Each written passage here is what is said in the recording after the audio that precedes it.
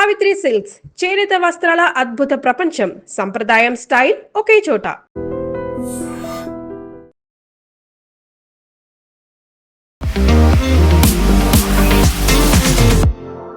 నమస్తే, నేను Kavitha. Welcome to I dream news and నిజాలు. ఇరాన్ హర్ముజ్ జలసంధిని ఓపెన్ చేయకపోతే తామే స్వాధీనం చేసుకుంటామని, దానికి పేరు కూడా మారుస్తామని స్ట్రెయిట్ ఆఫ్ ట్రంప్గా పేరు పెట్టుకుంటాము అని అనౌన్స్ చేసినటువంటి డొనాల్డ్ ట్రంప్ కొన్ని గంటల వ్యవధిలోనే ఇంకొక స్టేట్మెంట్ ఇచ్చారు. ఇరాన్తో యుద్ధం ముగిసింది అని. నాటో దేశాలు సహకరించలేదు కాబట్టి వారి దగ్గర ఉన్నటువంటి సైన్యాన్ని కూడా వెనక్కి పిలిపించుకుంటాము అనేటువంటి ఒక మాట. నిజంగా యుద్ధం ముగిసిందా? ఎందుకని ట్రంప్ అలాంటి స్టేట్మెంట్ ఇచ్చారు? మనతో పాటుగా ఉన్నారు సీనియర్ జర్నలిస్ట్ సురేష్ కొచ్చదిల్ గారు. సార్ నమస్తే. సో మనం రోజుకొక స్టేట్మెంట్ అనుకుంటున్నప్పుడు ఇప్పుడు 60 రోజులు గడిచిపోయిన తర్వాత సడన్గా యుద్ధం ముగిసిపోయింది. అమెరికా సెనేట్లో అనౌన్స్మెంట్ అనేది వచ్చింది. పీట్ హెగ్జెత్ కూడా అదే మాట అని చెప్పారు. నిజంగా యుద్ధం ముగిసిందా? ఏం జరిగింది? ఇది ఒక టెక్నికాలిటీ యాక్చువల్లీ. ఎందుకంటే May 1st యుద్ధం ఆగకపోతే యుఎస్ కాంగ్రెస్ దగ్గర నుంచి అప్రూవల్ తీసుకోవాల్సి ఉంది, వాళ్ళ పార్లమెంట్ నుంచి. వాళ్ళకి అంత మెజారిటీ ఉన్నా కానీ, స్లైట్ మెజారిటీ ఉన్నా కానీ భయం ఉంది ప్రెసిడెంట్ ట్రంప్కి. ఎవరైనా రిపబ్లికన్స్ దీని వ్యతిరేకంగా ఓటేస్తే ప్రాబ్లం అయిపోతుంది. సో టెక్నికాలిటీ ఏంటంటే యుద్ధం ఇప్పుడు సీజ్ ఫైర్తోని పాజ్ అయింది. మన ఆపరేషన్ సింధూర్ పాజ్ చేసినట్లు పాజ్ చేసాం. టెక్నికల్ యుద్ధం ఆగలేదు. సో రేపు మళ్ళీ ట్రంప్ ఇప్పుడు బాంబ్ చేయడానికి వెళ్తే కూడా దాన్ని కొత్త యుద్ధంగా తీసుకుంటారు. అది ఆయనకు ఒక లీవే ఉంది దాంట్లో. That the war has started again అని చెప్పి కొత్త ఆపరేషన్ ఎపిక్ ఫ్యూరీ 2 అని ఇస్తారు కావాలంటే పేరు దానికి. సో మళ్ళీ దానికి ఇంకా 60 రోజులు పొడిగించుకుంటూ వెళ్ళొచ్చు. దట్ ఈస్ అన్ అడ్వాంటేజ్ ట్రంప్కి. సో బహుశా అదే ఉండొచ్చు. కానీ ఇప్పుడు ట్రంప్ ఏం చెప్తున్నారంటే, అఫ్కోర్స్ ఇది స్ట్రెయిట్ ఆఫ్ హార్ముజ్ కానీ అన్నిటికన్నా పెద్ద ఇష్యూగా మారిపోయింది. ఎప్పుడు ఆయన అనుకోలేదు దట్ యుద్ధం మొదలైనప్పటి నుంచి ఈ ప్రాబ్లం వస్తుంది అనేది. ఇరాన్ దగ్గర ఇప్పుడున్న న్యూక్లియర్ వెపన్ కన్నా చాలా మటుకు powerful weapon straight of Hormuz. దాన్ని ఇప్పుడు ఇరాన్ సుప్రీం లీడర్ ముస్తఫా ఖమీనీ ఒక స్టేట్మెంట్ ఇష్యూ చేశారు నిన్న. అఫ్కోర్స్ ఆయన కనిపించట్లేదు, ఎక్కడ వెళ్ళాడు తెలియదు, కానీ he made a statement saying that ఈ స్ట్రెయిట్ ఆఫ్ హార్ముజ్ని మేము అందరు కలిసి వాడుకుంటాం, గల్ఫ్ కంట్రీస్ అందరు కలిసి వాడుకుంటాం, యుఎస్ని ఇక్కడ రానియము అని. సో యుఎస్ని ఎలిమినేట్ చేయడానికి ఇప్పుడు ఇరాన్ కొత్త పద్ధతి వేస్తున్నారు. దీంతోపాటు మనం చూసాం మొన్న డిస్కస్ కూడా చేసామని యూఏఈ నేటో మన ఒపెక్ నుంచి బయటకు వచ్చేసారు. సౌదీ అరేబియా పాకిస్తాన్తో ఒప్పందం చేసుకున్న డిఫెన్స్ డీల్. పాకిస్తాన్ నిన్న దానికన్నా పెద్ద ఒక స్టేట్మెంట్ ఇచ్చారు దట్ ఇరాన్కి వెళ్ళే షిప్స్ అన్నీ పాకిస్తాన్లో రావచ్చు, అక్కడి నుంచి పాకిస్తాన్ ల్యాండ్ రూట్ నుంచి ఇరాన్కి వెళ్ళొచ్చు. ఇప్పుడు ట్రంప్ ఏం చేస్తారు ఇప్పుడు అంటే ఆయన చేసిన ఎఫెక్టివ్ బ్లాకేడ్ పనికిరాదు. ఇప్పుడు ఇరాన్ షిప్స్ అని కంటైనర్స్, అఫ్కోర్స్ ఫ్యూయల్ ఎక్కువ ఏం చేయలేరు వాళ్ళు, కానీ కంటైనర్స్ ఇరాన్కి రావాల్సిన కంటైనర్స్ అంతా పాకిస్తాన్లో వచ్చి ఆగిపోయినాయి. అక్కడి నుంచి కస్టమ్స్ డ్యూటీ కట్టారు వాళ్ళు. సో త్రూ ల్యాండ్ రూట్ మేము ఇరాన్కి పంపిస్తున్నాం అని చెప్పి. టెక్నికలీ అమెరికా పాకిస్తాన్ బాంబ్ చేయాలి. ఇప్పుడు ఆ కంటైనర్స్ని వెళ్లకుండా అడ్డుకోవాలి. ఆ కంటైనర్స్లో ఏముంది తెలియదు. అది మళ్ళీ యురేనియం ప్రొడ్యూసింగ్ ఏమైనా ఎక్విప్మెంట్ తీసుకొస్తున్నారా, లేకుంటే బియ్యం తీసుకెళ్తున్నారా, గోధుమలు తీసుకెళ్తున్నారా, మిగతా ఏదైనా తీసుకెళ్తున్నారా, చెకింగ్ లేదు. ఇప్పుడు నిన్న ఆ స్టేట్మెంట్ వచ్చిన తర్వాత రాత్రి చాలా మటుకు డిస్కషన్ దాని మీద ఉంది. పాకిస్తాన్ ఏం చేస్తున్నారు ఈ గేమ్లో, డబుల్ గేమ్ ఆడుతున్నారా అని. ఒకవైపు ఏమో ఇరాన్తో మేము సంబంధాలు బాగున్నాయి మాది, అటువైపు Asim Munir relationship with president Trump చాలా బాగుంది, సో మేము ఒక మీడియేషన్ రోల్ ప్లే చేస్తున్నాం అని చెప్పి ఇప్పుడు సడన్గా ఈ బ్లాకేడ్ని బ్లాక్ చేయడానికి ఇరాన్ సర్కుల్ అంతా వాళ్ళు ల్యాండ్ రూట్ నుంచి తీసుకెళ్తా అంటున్నారు. కానీ అది మనకు తెలియదు. ఇవాళ బహుశా సాయంత్రం లేకుంటే రేపు పొద్దున్న దాకా అమెరికన్ గవర్నమెంట్ రెస్పాన్స్ రాబోతుంది. మోస్ట్లీ వాళ్ళు ఆపేస్తారు, పాకిస్తాన్ మీద ప్రెషర్ పెడతారు, మీరు మూవ్ చేస్తే మేము we will bomb it, simple as that అని. ప్రెసిడెంట్ ట్రంప్కి ఇప్పుడు ప్రాబ్లం ఎక్కడ వచ్చిందంటే, అఫ్కోర్స్ ఆయన కింగ్ చార్ల్స్ అక్కడ ఉన్నారు. So the rumour is that ఆయన కింగ్ చార్ల్స్ ఇంకా రేపు అయిపోతుంది ఆయన విజిట్. కింగ్ చార్ల్స్ ఉన్నదాకా ఏం చేయకూడదు, చేస్తే పెద్ద ఇంటర్నేషనల్ ప్రాబ్లం అయిపోతుంది. ఒక లిమిటెడ్ బాంబింగ్ క్యాంపెయిన్ చేద్దామని చెప్పి ప్లాన్ చేస్తున్నారంట స్ట్రెయిట్ ఆఫ్ హార్ముజ్ని రిలీజ్ చేయడానికి. That might involve a bit of ground forces also. So Iran వైపు నుంచి ఇరాన్లో ఉన్న ఐలాండ్ లడాక్ ఐలాండ్ మీద దాడి జరగవచ్చు. అక్కడ ఈ సెక్యూరిటీ ఫోర్సెస్ ఉన్నారు, రెవల్యూషనరీ గార్డ్స్ ఉన్నారు, వాళ్ళని ఫినిష్ చేయడానికి ఒక ప్లాన్ ఉందని పెంటగన్ చెప్తున్నారు. లీక్ డాక్యుమెంట్ ఒకటి నిన్న, ఆ లీక్ డాక్యుమెంట్లో డినై కూడా చేయలేదు పెంటగన్. సో బహుశా నెక్స్ట్ 2-3 రోజుల్లో కింగ్స్ చార్ల్స్ వెళ్ళంగానే ఒక యాక్షన్ మొదలుగా అవుతుంది. రెండవది ఒక నేటో బేస్డ్ ఫోర్స్ అని చెప్పలేము, కానీ ఇంటర్నేషనల్ మ్యారిటైమ్ ఫోర్స్ ఒకటి తీసుకొస్తున్నారు. మ్యారిటైమ్ ఫ్రీడమ్ కన్స్ట్రక్ట్ MFC అని చెప్పి ఒక 20 దేశాలు కలిసి, Korea, that is south Korea, Japan, possibly Indonesia, చాలా మటుకు దేశాలు ఇట్లా, అండ్ సమ్ బ్రిటన్ వైపు నుంచి రావచ్చు అని చెప్తున్నారు, చెప్పలేము, గ్యారంటీ లేదు. ఇట్లా దేశాలు అందరూ కలిసి స్ట్రెయిట్ ఆఫ్ హార్మూజ్ని ఓపెన్ చేయడానికి వెళ్తున్నారని. అప్పుడు యూఎస్ ఏమంటారు, మేము ఒక్కరే కాదు, వీళ్ళందరూ మాతో పాటు ఉన్నారని చెప్పేసి. ఇరాన్ ఇప్పుడు సిచ్యువేషన్ ఏమైపోయిందంటే, ముస్తఫా ఖమేనీ ఇచ్చిన స్టేట్మెంట్లో ఆయన చాలా క్లియర్గా చెప్పారు, nuclear thing is not negotiable. Nuclear మా దగ్గర ఉన్న అసెట్, పెద్ద అసెట్, మేము దాన్ని ఎవ్వరికి అప్పగించాం.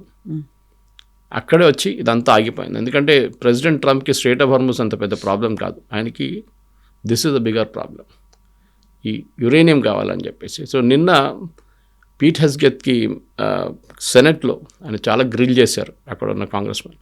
ఆయన దగ్గర అడిగారు, మీరు మిడ్ నైట్ హ్యామర్ చేసినప్పుడు జూలైలో లాస్ట్ ఇయర్ మీరేమన్నారు, మొత్తం వాళ్ళ యురేనియం కంప్లీట్గా మేము ధ్వంసం చేసాం, బరీ డీప్ అండర్ గ్రౌండ్ అన్నారు. 6 నెలల్లో ఏం మారిపోయింది సడన్గా, that they started refining again. వాళ్ళ కొత్త యురేనియం ఎక్కడి నుంచి వచ్చింది రీఫైన్, ఎందుకంటే వాళ్ళ ఇంటర్నేషనల్ బ్యాన్ ఉంది, యురేనియం ఎక్కడి నుంచి వాళ్ళు కొనలేరు, వాళ్ళ దగ్గర ఓన్ యురేనియం లేదు, అంటే ప్రొడ్యూస్ చేయడానికి న్యాచురల్ సోర్సెస్ నుంచి బయట నుంచి తీసుకురావాల్సి, మనలాగానే. ఎక్కడి నుంచి వచ్చింది కొత్త uranium? He didn't have an answer.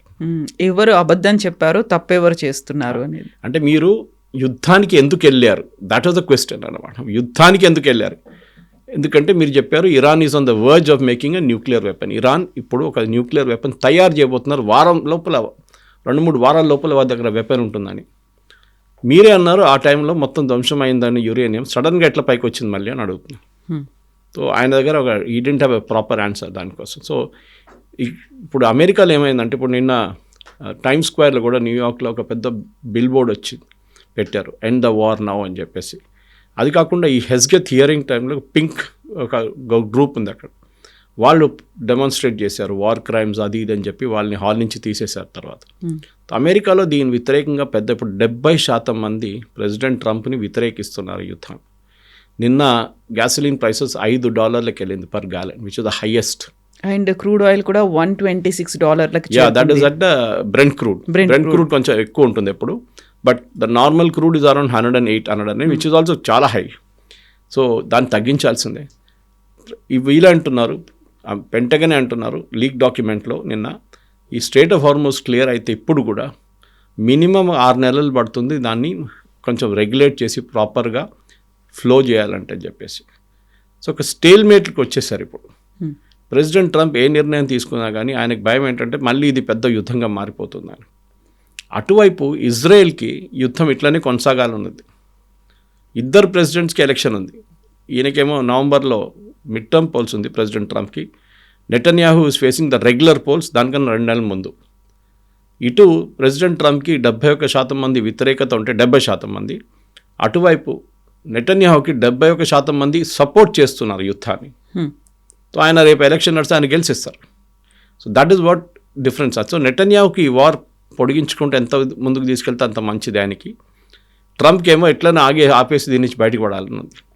So ఇక్కడ వచ్చి ఆ సిచ్యువేషన్లో పడింది. సో ముస్తఫా ఖమేనీ స్టేట్మెంట్ మనం ఏం చూడాలంటే, ఒకటి ఆన్ ద టేబుల్ మాట్లాడిన దాంట్లో ప్రెసిడెంట్ ట్రంప్ మళ్ళీ చెప్తున్నారు, మాకు మీ స్ట్రెయిట్ ఆఫ్ హార్మూజ్ కాదు, మాకు యురేనియం కావాలి, you cannot have a nuclear weapon, Iran cannot have a nuclear weapon అని రిపీటెడ్గా చెప్తున్నారు, పదే చెప్తున్నారు.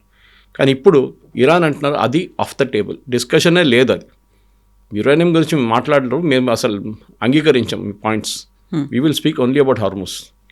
ఓకే, అది ఇరాన్ అంటున్నారు, వీ విల్ అరబ్ నేషన్స్ అందరు కలిసి మేము వాడుకుంటాం దానికి. సో మెయిన్ థింగ్ కవిత గారు, యుఎస్ బేసెస్ని తీసేయమని చెప్పేసి ఇరాన్ డైరెక్ట్లీ నిన్న వార్నింగ్ ఇచ్చారు, ఏరియాలో యుఎస్ బేసెస్ ఉండకూడదు. సో ఇది పెద్ద ఇష్యూ కాబోతుంది ఇప్పుడు, ఎందుకంటే ఖతార్కి survival mode US base, Al Udeid base అని చెప్పేసి చాలా పెద్ద బేస్, అది the biggest outside US. వాళ్ళు ఏం చేస్తారు ఇప్పుడు, వాళ్ళు అమెరికన్ తీసేయలేరు అక్కడి నుంచి. కువైత్ సేమ్ థింగ్, బహ్రెయిన్లో 5th ఫ్లీట్ ఉంది, నేవీది యుఎస్ 5th ఫ్లీట్, వాళ్ళని కూడా అక్కడి నుంచి పంపేయలేరు. ఈ ఇరాక్లో ఉంది బేస్, ఒకటి కాదు 2 ఉన్నాయి, సౌదీ అరేబియాలో 3-4 ఉన్నాయి బేసెస్ వాళ్ళ దగ్గర. They cannot remove it. Iran అంటున్నారు ప్రెజెంట్లీ అమెరికా ఆ ఏరియాలో ఉండకూడదు. ఎక్కడి నుంచో థౌజండ్స్ ఆఫ్ కిలోమీటర్ దూరం నుంచి వచ్చిన ఒక ఫోర్స్ని ఇక్కడ మేము ఉంచుకోకూడదు అని చెప్పి ఇరాన్ ఒక కొత్త ఏం చెప్తారు, ఒక పట్టుబడి పెడుతున్నారు. ఇప్పుడు they want it to happen that US should be remove from there అని చెప్పేసి. సో మీరు చూస్తే యుద్ధం మొదలైనప్పుడు ఇరాన్ బ్యాక్ ఫుట్లో ఉండే, ఇప్పుడు ఇరాన్ ఫ్రంట్ ఫుట్లో ఆడుతున్నారు. ఎందుకంటే వాళ్ళకి మెయిన్ థింగ్ ఏముందంటే యుద్ధం మొదలైనప్పుడు ఫస్ట్ 3 వారాలు 4 వారాలు మేము సర్వైవ్ కావాలి. We should somehow survive. ఆ సర్వైవల్ అయిపోయింది. ప్రెసిడెంట్ ట్రంప్ యుద్ధం, మీకు గుర్తుంది కవిత గారు, యుద్ధం మొదలైనప్పుడు 2 మెయిన్ పాయింట్స్ ఉండే. ఒకటి regime change, top most number 1 జరగలేదు. రెజీమ్ మారలేదు, అదే రెజీమ్ అక్కడ ఉంది. కానీ ట్రంప్ ఏమంటున్నారు, ఇప్పుడు కూడా అక్కడ ఉన్న రెజీమ్ మారిపోయినట్లనే, మేము మార్చేసాం కదా, ఒక ఖమేనీ లేకపోతే మారిపోయింది అనేది. అంటే ఇంకో ఖమేనీ తీసుకొచ్చారు మీరు. స్ట్రెయిట్ ఆఫ్ హార్మూజ్ ఓపెన్ ఉంటే దాన్ని మీరు బంద్ చేయించి మళ్ళీ ఓపెన్ చేయడానికి ట్రై చేస్తున్నారు. సో బోత్ వేస్ మీరు ఫెయిల్ అయిపోయారు. రెండవది యురేనియం ఉండే. యురేనియం నేను ఇప్పుడు చెప్పాను చూడండి, వాళ్ళు అంటున్నారు ఆఫ్ ద టేబుల్. మూడవది వాళ్ళ బ్యాలిస్టిక్ మిసైల్ కేపబిలిటీ, దాని గురించి అసలు మాట్లాడలేదు ఇప్పుడు. సో ప్రెసిడెంట్ ట్రంప్ అజ్యూమ్ చేస్తున్నారు దట్ మనం దాన్ని ముట్టలేము, ఎందుకంటే అక్కడ ఒక స్మాల్ స్కేల్ ఇండస్ట్రీగా మారిపోయింది. ఇరాన్లో ప్రతి గల్లీలో మిసైల్స్ తయారు చేస్తున్నారు ఇప్పుడు. అంటే I'm just exaggerating a bit, కానీ ఆ స్టేట్కి వచ్చేసింది అన్నమాట. సో దాన్ని కూడా ప్రెసిడెంట్ ట్రంప్కి తెలిసిపోయింది, ఆపలేము, కంట్రోల్ కూడా చేయలేము. ఒక్కటే యురేనియం అంటున్నారు, వాళ్ళు పట్టించుకోవట్లేదు. సో ఒక స్టేల్మేట్గా ఉంది. మీరు చూస్తుంటారు లాస్ట్ ఒక 4-5 రోజుల నుంచి ట్రంప్ పెద్ద స్టేట్మెంట్లు ఏమి ఇవ్వట్లేదు, నార్మల్ కూల్గా ఇస్తున్నారు. మేబీ అది చార్ల్స్ అక్కడ ఉన్నారు, king Charles, maybe that is the reason. వాళ్ళు అక్కడ ఉన్నప్పుడు యుద్ధం జరిగితే బాగుండదు. మీకు గుర్తుంటుంది, యుద్ధం మొదలైనప్పుడు 2 రోజుల ముందు మోదీ గారు ఇజ్రాయెల్లో ఉన్నారు, February 26th. ఆయన ఇక్కడ వచ్చిన తర్వాత నెక్స్ట్ డే బాంబింగ్ జరిగింది 28. Maybe it's a coincidence. Israel ఎవరి కోసం వెయిట్ చేయరు, మోదీ గారు ఉంటే కూడా వెళ్ళి బాంబేస్తారు, కానీ it will be an embarrassment Modi గారికి అక్కడ టైం. సో ఇది ప్రజెంట్ పరిస్థితి అన్నమాట. సో ఇప్పుడున్న దానికి యుఎస్ ఫోర్సెస్ని గల్ఫ్ రీజన్ నుంచి తీసేయాలని చెప్తున్నారు. కొత్త వార్ స్ట్రాటజీ ఇరాన్ది ఇది. వీళ్ళెవరు అంగీకరించారు, జీసీసీ కంట్రీస్, కానీ yes they will be a pressure అనమాట వాళ్ళ మీద. ఎందుకంటే మీరు ప్రతి దేశం లోకంలో చూడండి, ప్రతి దేశం everybody has gone to recession, GDP తగ్గిపోయింది చాలా మటుకు దేశాల్లో, ఫ్యూయల్ లేదు, ఏవియేషన్ ఫ్యూయల్ లేకుండా 540 ఫ్లైట్స్ క్యాన్సిల్ చేశారు యూరోప్లో నిన్న. Everywhere there is a crisis. మన దేశంలో కూడా ఉంది, కానీ ఎట్లనో గవర్నమెంట్ దీన్ని అడ్జస్ట్ చేసుకుంటూ వెళ్తున్నారు. ఎందుకంటే క్రూడ్ ఆయిల్ అనుకున్నా కానీ మన క్రూడ్ ఆయిల్ ఒకటే ఆలోచిస్తే, క్రూడ్ ఆయిల్ కాదు, క్రూడ్ ఆయిల్లో చాలా మటుకు బై ప్రొడక్ట్స్ ఉన్నాయి.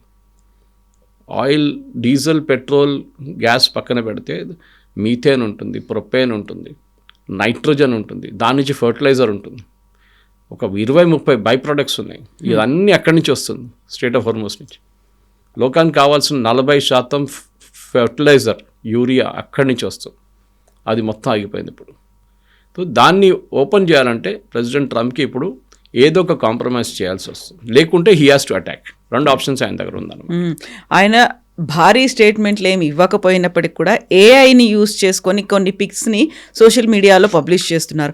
No more mister nice guy అని ఆయన ఒక AK-47 పెట్టుకున్నటువంటి ఒక ఫోజ్ ఇచ్చినటువంటి ఫోటో ఒకటి పబ్లిష్ చేశారు. ఆ తర్వాత ఇమ్మీడియట్ విత్ ఇన్ అవర్స్లో స్ట్రెయిట్ ఆఫ్ హార్మూజ్ కాదు, స్ట్రెయిట్ ఆఫ్ ట్రంప్ అనేటువంటిది కూడా పెట్టాడు.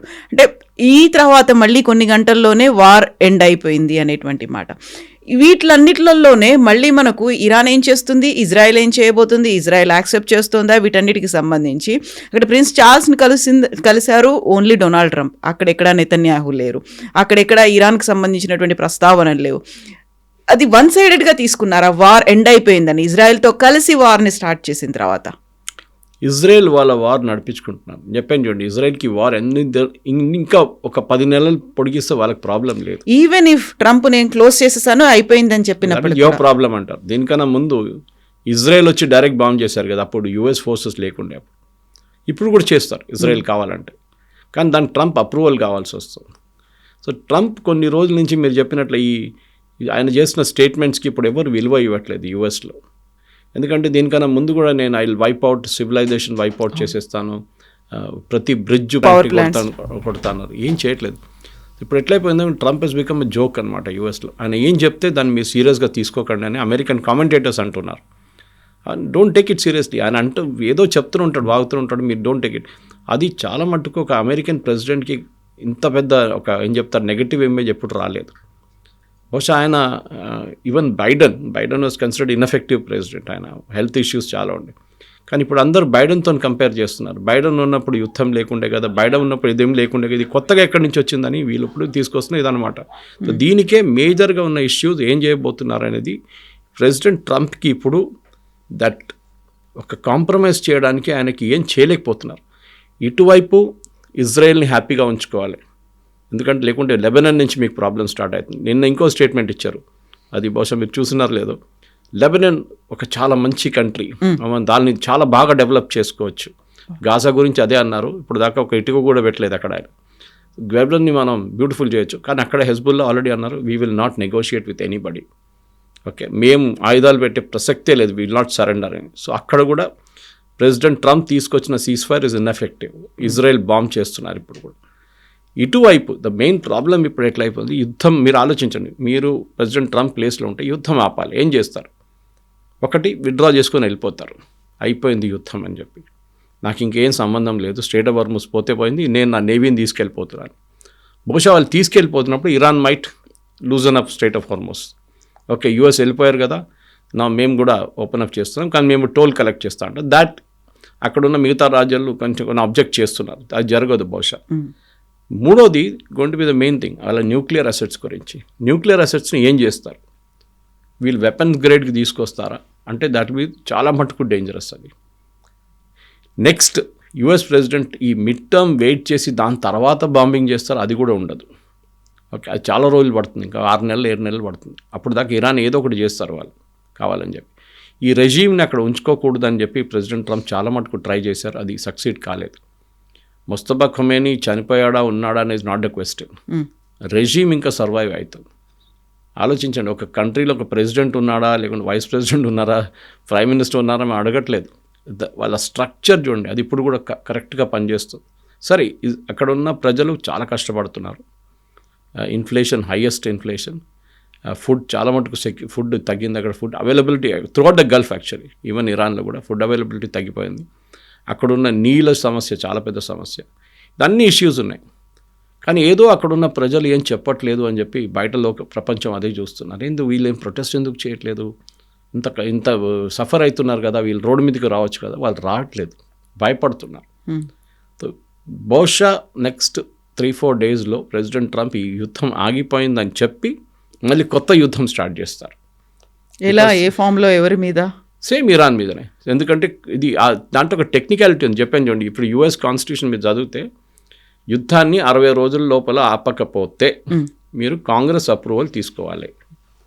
కాంగ్రెస్ అప్రూవల్ తీసుకోలేకుండా మీరు సీజ్ ఫైర్ ఏదని చెప్పి తీసుకున్న తర్వాత you can start a new war.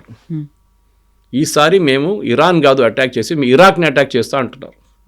So ఇప్పుడు ఇచ్చినటువంటి వార్ ఎండ్ అయిపోయింది అనేటువంటి స్టేట్మెంట్ అమెరికా సెనేట్ కోసమే ఇచ్చారు. అంతే అంతే, they will not go beyond that.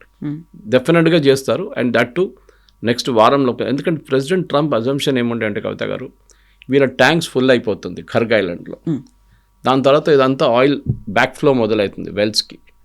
కానీ ఇప్పుడేమంటున్నారంటే ఇంకా 2-3 వారాలు పడుతుంది నింపడానికి అని చెప్తున్నారు.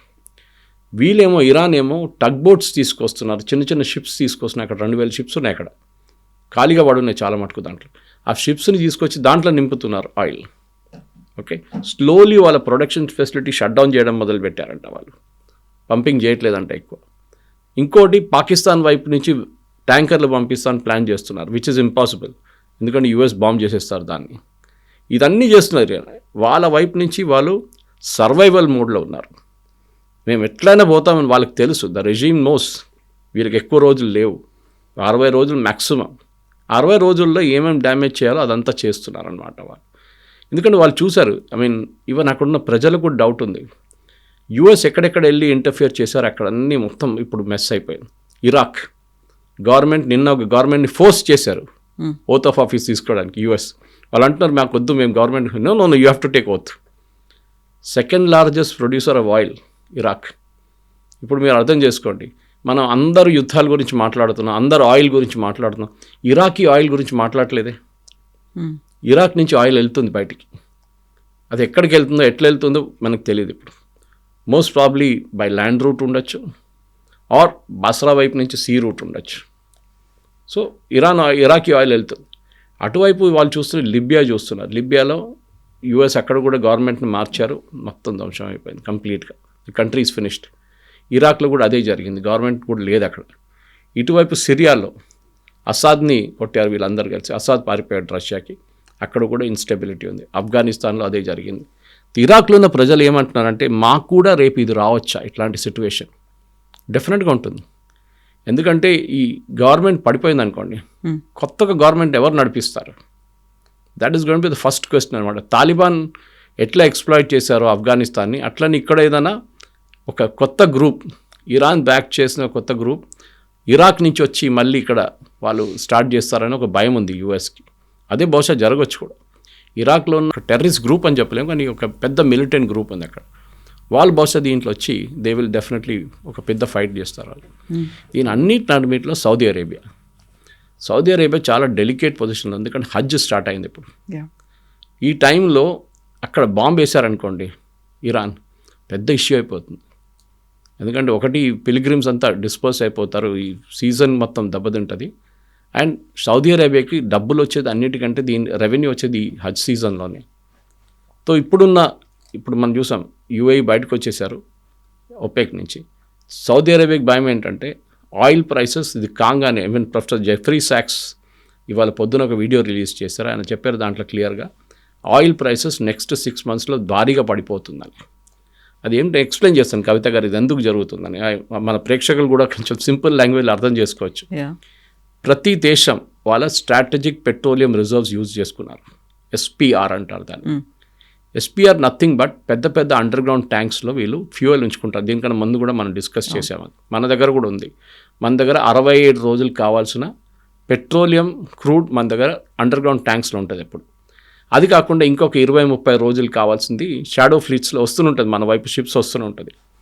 సో మనకు ఒక 80-85 రోజులకున్న క్రూడ్ ఆయిల్ మన దగ్గర ఎప్పుడు ఉంటుంది. రిఫైనరీలో ఇంకో 10 రోజులు ఉంటుంది, రిఫైన్ చేస్తుంటుంది. సో బట్ 90 days 3 నెలలది మన దగ్గర ఉంది. మనం దాని నుంచి 1 నెలది వాడుకున్నాం ఇప్పుడు already. Okay, we have used it. ఎందుకంటే దానికోసం ప్రైసెస్ పెరగలేదు. మనం రష్యా దగ్గర నుంచి $40 కొన్న క్రూడ్ ఆయిల్ అక్కడ పడుంది, అది వాడుకుంటున్నాం ఇప్పుడు.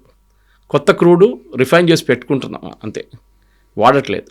గ్యాస్ కన్వర్ట్ చేసుకుంటే ఎల్పిజి చేస్తున్నాం దాన్ని, ఎందుకంటే ఎల్పిజి షార్టేజ్ ఉంది, డీజిల్ పెట్రోల్ షార్టేజ్ లేదు. ఇప్పుడు జరుగుతుంది ఏంటంటే ఈ పెట్రోలియం రిజర్వ్ ప్రతి దేశం, చైనా దగ్గర బహుశా 250-270 రోజుల ఎస్పీఆర్ ఉందంట, వాళ్ళు ఎప్పుడు చెప్పారు. యూరోప్ 30-40% వాడుకున్నారు, ఇంకా నెక్స్ట్ ఒక వారం లోపల 60% దాకా వాళ్ళ ఎస్పీఆర్ అయిపోతుంది. ఎస్పీఆర్ అయిపోయింది అనుకోండి, ఇట్స్ బిగ్ క్రైసిస్. కానీ మూమెంట్ అనుకుందాం, హైపోథెటికల్ సిచ్యువేషన్, రేపు స్ట్రెయిట్ ఆఫ్ హార్ముజ్ ఓపెన్ అయిపోయింది. ఫస్ట్ ప్రయారిటీ ఏముందంటే ఈ ఎస్పీఆర్ని నింపుకుంటారు అందరు తీసుకెళ్ళి ప్రతి దేశం. తో ఆయిల్ ఇప్పుడు $100 $110 ఉన్నది, తీసుకెళ్ళినప్పుడు ఎస్పీఆర్లో నింపేసిన తర్వాత ఆయిల్ $100కి వచ్చేస్తుంది. దాని తర్వాత ఫ్రెష్ ఆయిల్ వీళ్ళు ప్రాసెసింగ్ స్టార్ట్ చేస్తారు, అప్పుడు 90కి వచ్చేస్తుంది. ఇది ప్రాబ్లం. అండ్ ఇప్పుడు యూఏఈ లాంటి దేశాలు 3.5 million barrels per day produce చేసిన వాళ్ళు 5 millionకి ప్రొడ్యూస్ చేయడం మొదలు పెట్టేశారు. సో సప్లై అండ్ డిమాండ్ ఎకనామిక్స్లో సప్లై ఎక్కువైపోతుంది, డిమాండ్ తగ్గిపోతుంది, and then prices will decrease immediately. So ఇప్పుడున్న దాని ప్రకారం నెక్స్ట్ 6 monthsలో SPR filling, I think yesterday నా దగ్గర ఫిగర్ ఉండే దీంట్లో, I think it's 110 million barrels per day కావాల్సి వస్తుంది only to refill, and that is actual production per day worldwide. ఇప్పుడు ఓపెక్ కానీ ఓపెక్ ప్లస్ మెంబర్స్ కానీ అందరు కలిసి ప్రొడ్యూస్ చేస్తే కూడా ఈ ఎస్పీఆర్ని 6 నెలలు పడుతుంది వీళ్ళ ట్యాంక్స్ ఫిల్అప్ చేయడానికి, ఇంక్లూడింగ్ మన ట్యాంక్స్. సో ఫస్ట్ ప్రయారిటీ ఎక్కడికి వెళ్తుంది, సెకండ్ ప్రయారిటీ ఈ కొత్త ఫ్యూయల్ సప్లైస్ నుంచి వస్తుంది అన్నమాట. దాంట్లో ఇరానియన్ ఫ్యూయల్ కూడా రావడం మొదలు పెడితే మనకు చాలా పెద్ద అడ్వాంటేజ్. ఎందుకంటే మన వైపు ఇప్పుడు యూఏఈ ప్రధానమంత్రి గారు మోదీ గారు 3 గంటల సేపు ఈసారి యూరోప్ నుంచి వస్తున్నప్పుడు ఈ stopping over at UAE. OPEC నుంచి బయటకు వస్తున్నాను అనౌన్స్ చేసిన తర్వాత యూఏఈ నుంచే మనకి ఎక్కువగా రాబోతోంది అనేది అది ఇంకోటి. దేర్స్ ఎ defence pact coming up. Okay, అటువైపు పాకిస్తాన్ వెళ్ళి సౌదీ అరేబియాలో కూర్చున్నారు. Your enemies my friend concept వచ్చేసింది ఇప్పుడు. ఓకే, అండ్ సౌదీ అరేబియా పాకిస్తాన్తో క్లోజ్ రిలేషన్షిప్ డెవలప్ చేస్తున్నాం. యూఏఈకి సౌదీ అరేబియాకి పడదు, మనకు తెలిసింది అది. యమన్లో కొట్టుకున్నారు, అక్కడ సొమాలీలాండ్లో కొట్టుకున్నారు, చాలా చోట్ల ఆఫ్రికాలో ఇష్యూస్ ఉన్నాయి వాళ్ళకి. సో ఇమ్మీడియట్గా మన వైపు నుంచి బహుశా బ్రహ్మోస్ లాంటి మిసైల్స్ కానివ్వండి, మిగతా మిసైల్స్ మనం యూఏఈకి ఆఫర్ చేయబోతున్నాం. అక్కడ ఆల్రెడీ ఇజ్రాయెల్ కూర్చున్నారు, ఆలోచించండి. Israel is sitting they with iron dome. ఎప్పుడు ఇరాన్ ఫైర్ చేస్తారో అని చూడడానికి. వాళ్ళు ఆల్రెడీ ప్రొటెక్ట్ చేశారు దీని ముందు కూడా యూఏని. ఆల్మోస్ట్ 30 days ఇజ్రాయెల్ అక్కడ వాళ్ళని చాలా మటుకు మిసైల్స్ అడ్డుకున్నారు వాళ్ళు. కొత్త ఒక డిఫెన్స్ ప్యాక్ట్ భారతదేశం యూఏఈ నడుమిట్లు రాబోతుంది. మీకు గుర్తుంటుంది దీనికన్నా ముందు కూడా the crown prince came all the way కరెక్ట్గా 1.5 or 2 hours 3 hours ఉన్నారు. అదే 3 hours మోదీ గారు ఇక్కడ స్పెండ్ చేయబోతున్నారు ఇప్పుడు on his return trip. So ఇది చాలా ఒక క్రూషియల్ ఫ్యాక్టర్ ఉండబోతుంది గల్ఫ్లో. ఇన్ఫ్యాక్ట్ ఎస్టర్డే నిన్న రాత్రి నుంచి ఇంటర్నేషనల్ ఛానల్స్లో చాలా మటుకు ఈవెన్ అల్ జజీరాలో మాట్లాడుతున్నారు. గల్ఫ్లో ఒక కొత్త డిఫెన్స్ ప్యాక్ట్ రాబోతుంది. సౌదీ అరేబియా అంటున్నారు యూఎస్ని నమ్మలేము, మమ్మల్ని ప్రొటెక్ట్ చేయలేదు, వాళ్ళ బేస్ వాళ్ళు ప్రొటెక్ట్ చేసుకున్నారు, కానీ మా మీద మిసైల్స్ పడినప్పుడు ఎవరు రాలేదు మమ్మల్ని అడ్డుకోవడానికి. మేము మా దగ్గర ఉన్న మిసైల్స్ అన్నీ పెట్టుకొని మేము అడ్డుకున్నాం మా డిఫెన్స్ సిస్టమ్స్. దానికోసం పాకిస్తాన్ తీసుకొచ్చాం. పాకిస్తాన్ దీని ముందు కూడా సౌదీ అరేబియా వాడుకున్నారు. సౌదీ అరేబియాలో చాలా క్లియర్, వాళ్ళ సోల్జర్స్ ఫైట్ చేయరు, వాళ్ళకి భయం ఫైట్ చేయడానికి. ఓకే, వాళ్ళు యుద్ధం అని చూడలేదు ఇప్పుడు దాకా. So they want Pakistan to do. దీనికన్నా ముందు కూడా రెంట్కి తీసుకొచ్చారు పాకిస్తాన్, ఈసారి కూడా రెంట్కి తీసుకొచ్చారు. మన వైపు నుంచి యూఏఈని కాపాడుకోవడానికి మనం వీల్ ఆఫర్ డిఫెన్స్ సిస్టమ్స్ అనమాట. మన దగ్గర ఉన్న డిఫెన్స్ సిస్టమ్స్ అది S-400 ఉండొచ్చు, రష్యా దగ్గర తీసుకున్నా మనది ఆఫర్ చేయలేము ఇక్కడ, కానీ మిగతా సిస్టమ్స్ ఉన్నాయి. అది మనం బహుశా వాళ్ళకి ఆన్ కాంట్రాక్ట్ బేసిస్ ఇవ్వచ్చు. మీరు చెప్పిన పాటు ఆయిల్ ఒకసారి స్ట్రైట్ ఆఫ్ హార్మోజ్ ఓపెన్ అయిపోతే then I think UAE oil చాలా మటుకు భారతదేశానికి వస్తుంది. వాళ్ళ వైపు they have 3 different types of crude oil. ఆ 3 మన రిఫైనరీస్కి సూట్ అవుతుంది. అండ్ వాళ్ళ కాస్ట్ ఆఫ్ ప్రొడక్షన్ చాలా తక్కువ. వాళ్ళు ఈవెన్ $30 అమ్మితే కూడా వాళ్ళకి ప్రాఫిట్ ఉంది. సౌదీ అరేబియాకి $40-45 మినిమం అమ్మాల్సి వస్తుంది, అప్పుడే వాళ్ళకి ప్రాఫిట్ ఉంది. ఎందుకంటే వాళ్ళ ఆయిల్ క్వాలిటీ ఈజ్ డిఫరెంట్. ఇప్పుడున్న దాని ప్రకారం భారతదేశానికి ఇదొక కొత్త ప్యాక్ట్ గల్ఫ్ రీజన్లో రాబోతుంది. ఎవ్రీ నేషన్, ప్రతి దేశం అక్కడున్న నేర్చుకున్నారు ఒక లెసన్. మేము మా సెక్యూరిటీ మేమే చూసుకోవాలి, ఎవరు రారు మమ్మల్ని ప్రొటెక్ట్ చేయడానికి. యుఎస్ రారు, ఎవరు రారు. It is better to go to Israel, get iron dome. UAE నేర్చుకున్నారు.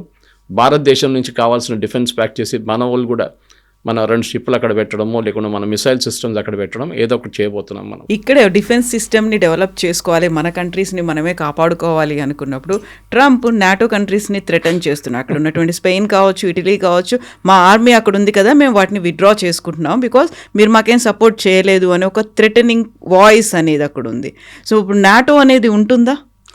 ఇమ్మెచ్యూర్ యాక్ట్ అండి ఇది. చిన్నపిల్లలు కొట్లాడుకుంటారు చూడండి, ఎక్కువ కొట్లాడుతాం మమ్మీ దగ్గర వెళ్ళి చెప్తాను నేను అని చెప్తారు వాళ్ళు. ఇది అదే సంగతి. ఇది నేటో హెల్ప్ చేయలేదు కరెక్ట్, కానీ నేటోని మీరేం ఫోర్సెస్ విత్డ్రా చేసుకుంటే వాళ్ళకేం పోయింది? ఇదే సేమ్ ప్రాబ్లం చెప్పాను చూడండి, సౌదీ అరేబియా యూఏఈకి అదే ప్రాబ్లం నేటోకి రాబోతుంది. నేటో అంటారు యూఎస్ని మర్చిపోండి, they will not protect us, మన సెక్యూరిటీ మనమే చూసుకోవాలి.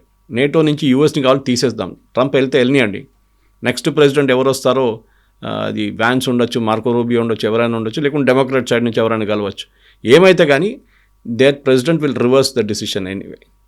నేటో అనేది మీరు చూస్తే టెక్నికలీ లాస్ట్ యుద్ధం అనేది వాళ్ళు చేసిన ఆఫ్ఘనిస్తాన్లో.